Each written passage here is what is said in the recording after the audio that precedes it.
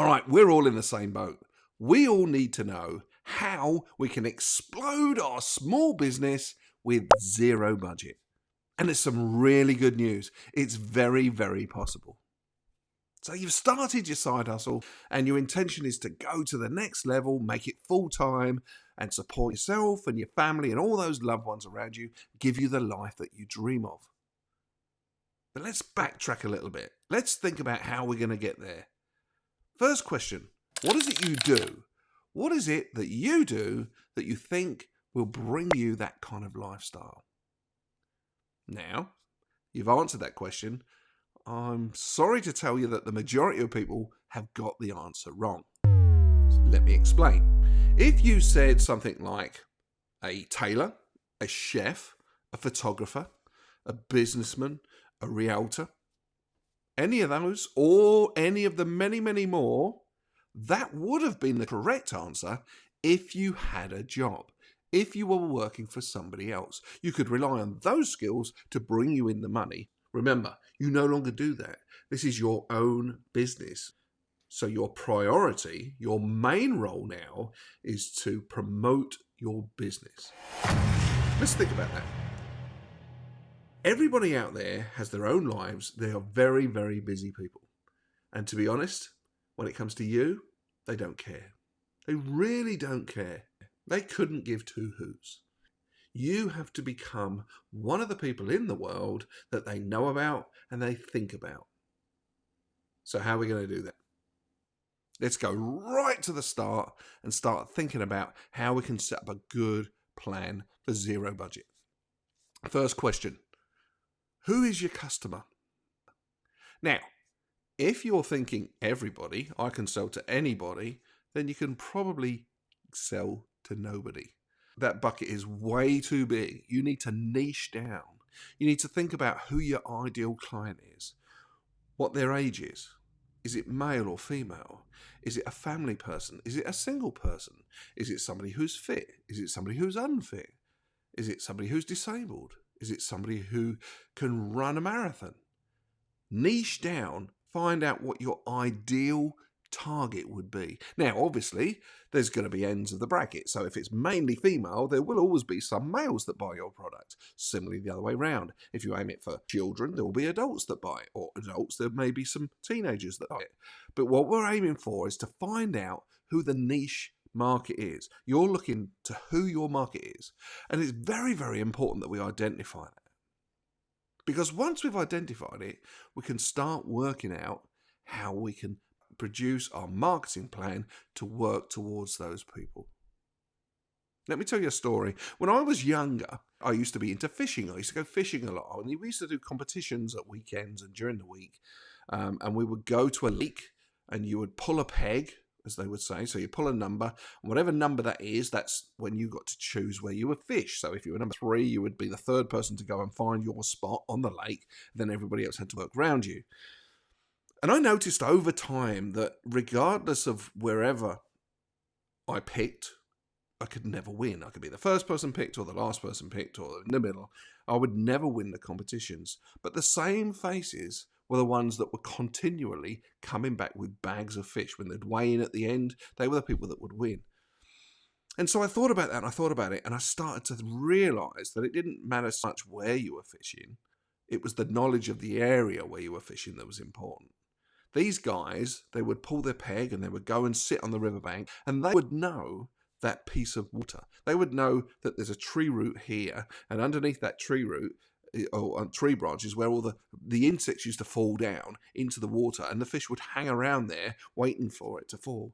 Or there'd be berries, or there'd be a natural dip under the water where all the food would roll into it.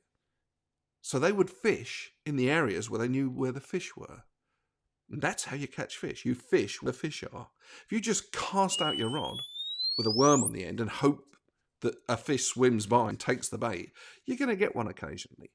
But if you cast that piece of bait into the area where all the fish are already sitting, your chances are going to increase by a large margin.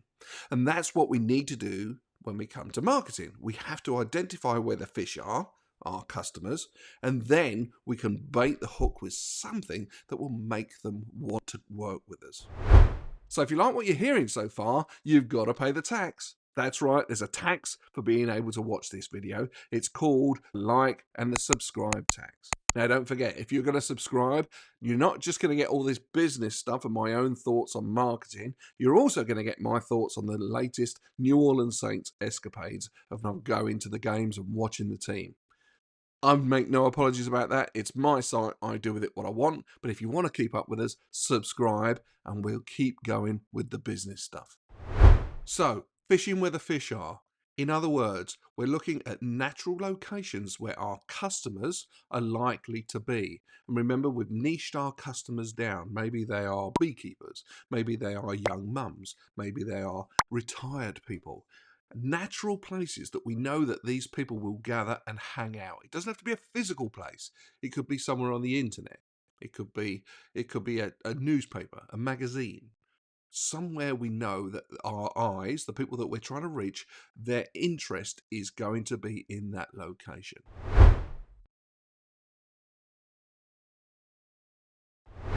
We've got to think about who we can partner with now. So similar businesses to us that aren't actually a threat, but they serve the same community as we do. So we're thinking about companies that we could work together with. That's really important because remember we were talking about zero budget. Okay, it doesn't mean money isn't being spent. It means your money isn't being spent. And here's a trick you can do.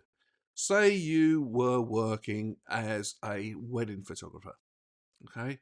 In the wedding industry, there are thousands of businesses all tied in around weddings. So you've got the local DJ, you've got the locations, you've got the wedding organisers, you've got the cake makers, you've got the florists, you've got all the people that are involved around weddings. If you approached 2 or 3 of those people and said, "Hey, I'm Joe Blogs. I'm a wedding photographer. I'm doing some marketing. I'm producing a flyer. I'd like to have my image on one side, and I think if we work together, I could put your image on the other side, and we could share the cost. We could split the difference between us. So I'll produce it, design it. You give me some money. I'll get them printed. Now, we all know that you can go online and get printing done really cheaply. So if your skills are good enough on one of the free apps like Canva, or if you're a photographer, you can probably use Photoshop. You put together a nice flyer, you produce their side and you produce your side if you need to. Takes away the cost of them having to produce it. You show it to them, they like it, they pay for the printing. They then take over your marketing for you. Yes, you'll keep some and you can hand out those flyers, but every person that comes into their shop, maybe they cakes, maybe they do something else, when they're giving away those flyers, they're actually not just advertising themselves, they're advertising you. Remember, we're talking about zero budget. You haven't spent any money, you've spent time just producing that. That's why we're looking at partner companies we can partner with that would help us to promote. They're talking to customers and giving out your business card without you even meeting them.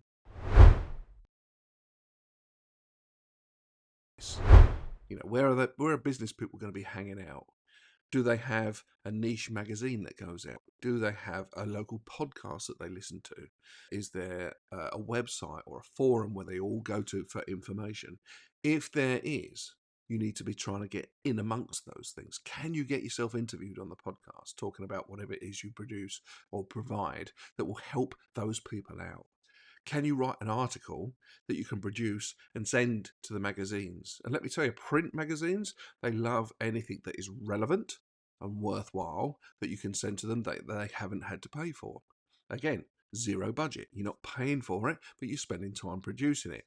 So these are all different ways that you can actually produce content that will live out there and help people to know about you. And remember, these are not sales techniques. These are you introducing yourself as an expert in the market to show that you know what you're talking about. But again, you've got to niche down. You've got to find out where the people are hanging out. So that's all about fishing where the fish are, finding the customers, and then putting out your ground bait to attract those people towards your business.